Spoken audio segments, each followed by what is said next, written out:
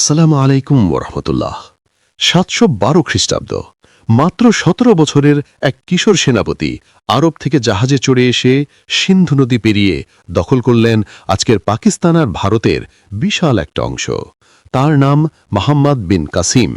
এই একটা অভিযান ছাড়া গজনি, গৌরী, খেলজি, মুঘল কারোরই পথ খোলা হতো না। অর্থাৎ ভারতীয় উপমহাদেশে মুসলিম শাসনের প্রথম দরজা খুলে দিয়েছিল এই 17 বছরের ছেলেটি। কিন্তু প্রশ্ন হল, এটা কি সত্যি ধর্মের জিহাদ ছিল, নাকি ব্যবসার লোভ আর রাজনৈতিক চাল? আর আমাদের স্কুল কলেজের বইয়ে এই অধ্যায়টা প্রায় উধাও কেন? স্বাগতম কিসসা অফ ইমানে। এখানে আমরা হাজার বছরের এই উপমহাদেশের ইতিহাস বলবো, কোনো রাজনৈতিক প্রোপাগান্ডা ছাড়া, কোনো ধর্মীয় পক্ষপাত ছাড়া, শুধু প্রমাণ, সোর্স আর আসল গল্প। আজকে শুরু করছি মোহাম্মদ বিন কাসিমের পুরো কাহিনী। ভিডিও শেষ পর্যন্ত দেখুন, কারণ শেষে আছে এমন একটা তথ্য যেটা শুনে আপনি হতবাক হয়ে যাবেন। এই ধরনের ভিডিও মিস না করতে এখনই সাবস্ক্রাইব করে বেল আইকন টিপে অল করে দিন। চলুন শুরু করা যাক। আজ থেকে 1314 বছর আগের কথা। আরবের মরুভূমি থেকে একটা ছোট্ট বাহিনী রওনা দিল। নেতা মাত্র 17 বছরের এক তরুণ। তার নাম মোহাম্মদ বিন কাসিম। তার কাঁধে ছিল একটা অসম্ভব দায়িত্ব। ভারতীয় উপমহাদেশের মাটিতে প্রথমবারের মতো ইসলামের পতাকা উড়ানো। সব শুরু হয়েছিল একটা জাহাজ লুটপাটের ঘটনা দিয়ে। 708 খ্রিস্টাব্দে শ্রীলঙ্কার রাজা উমাইয়া খলিফা ওয়ালিদ বিন আব্দুল মালিকের কাছে উপহার পাঠিয়েছিলেন।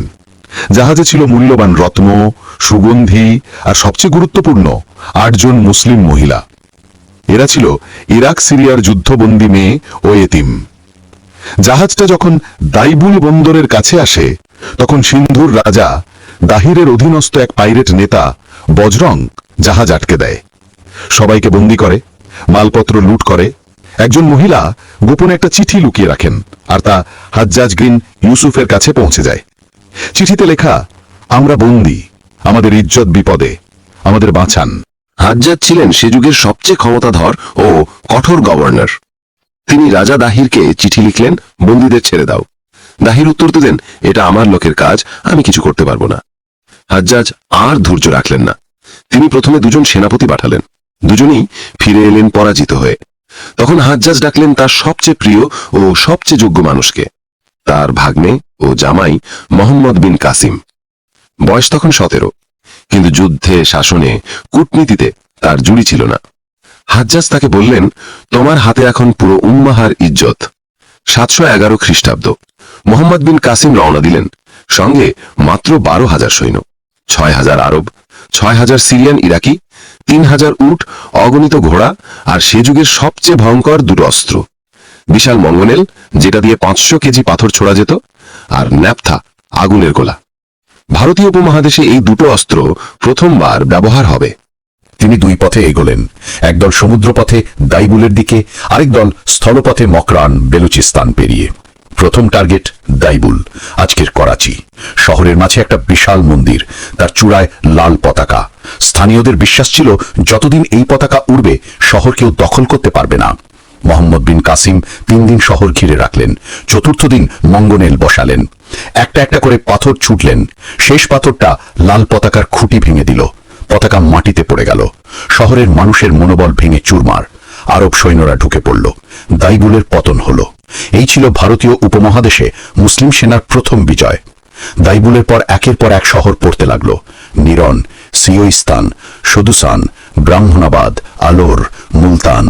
প্রতিটি জায়গায় তিনি একই নীতি নিলেন। যারা আত্মসমর্পণ করল তাদের জানমালের নিরাপত্তা দেওয়া হলো, যারা লড়ল তাদের পরাজিত করা হলো। অবশেষে রাজা দাহির নিজে নামলেন। সিন্ধু নদীর তীরের রাওড় নামক স্থানে 2 সেনা মুখোমুখি। দাহিরের সেনা ছিল অনেক বড়। তার সবচেয়ে বড় শক্তি ছিল যুদ্ধ হাতি, শত শত হাতি, লোহার বর্ম পরা। মোহাম্মদ বিন কাসিম বুঝলেন, সাধারণ তীর তলোয়ারে কিছু হবে না। তিনি নির্দেশ দিলেন ন্যাপথা ছুড়তে। আগুনের গোলা হাতিদের গায়ে লাগতেই তারা পাগলের মতো ছুটতে লাগলো। নিজেদের সেনাদের ওপর দিয়েই ছুটে গেল। দাহিরের সেনাবাহিনী ছত্রভঙ্গ। রাজা দাহির নিজে হাতির পিঠে লড়তে লড়তে শহীদ হলেন। পুরো সিন্ধু ও মুলতান মুসলিম শাসনের অধীনে চলে এলো। শুধু বিজয়ী নয়, তার শাসন ব্যবস্থা ছিল অবিশ্বাস্য স্মরণীয়। জিজিয়া কর ধার্য করা হলো, কিন্তু ব্রাহ্মণদের পুরোপুরি মুক্তি দেওয়া হলো। মন্দিরগুলো রক্ষা করা হলো, পুরোহিতদের বেতন দেওয়া হতো রাষ্ট্রীয় তহবিল থেকে, স্থানীয় রাজপুত, জাট, লোহানা, মেদদের সেনাবাহিনীতে নেওয়া হলো। তিনি নিজে সংস্কৃত শিখলেন। তার শাসনকালে সিন্ধু ও মুলতানে শান্তি ফিরে এসেছিল। কিন্তু যার হাতে এত বড় সাম্রাজ্য গড়ে উঠল, তার জীবন শেষ হল মাত্র 3 বছর পর। 715 খ্রিস্টাব্দে খলিফা ওয়ালিদ ও হাজ্জাজ মারা যান। নতুন খলিফা সুলাইমান ক্ষমতায় এসে হাজ্জাজের পুরো পরিবারের উপর প্রতিশোধ নিতে শুরু করেন। মোহাম্মদ বিন কাসিমকে গ্রেফতার করা হলো। তাকে লোহার শেকড় পরিয়ে চামড়ার বস্তায় ভরে উটের পিঠে বেঁধে মেসোপটেমিয়ায় নিয়ে যাওয়া হলো। পথেই তিনি শহীদ হন, মাত্র 20 বছর বয়সে। মাত্র 3 বছরের অভিযানে এক 17 বছরের তরুণ ভারতীয় উপমহাদেশে ইসলামের দরজা খুলে দিয়ে গেলেন। আজ সিন্ধু থেকে পাঞ্জাব, গুজরাট থেকে বাংলাদেশ, কোটি কোটি মুসলিম তার ঋণী। আল্লাহ মোহাম্মদ বিন কাসিমকে জান্নাতুল ফিরদাউস দান করুন, আমিন। পরের ভিডিওতে দেখা হবে মাহমুদ গাজনবীর 17টা অভিযান নিয়ে। ভিডিও ভালো লাগলে লাইক, শেয়ার, সাবস্ক্রাইব করো। কমেন্টে লিখে জানাও কোন শাসকের গল্প পরে শুনতে চাও।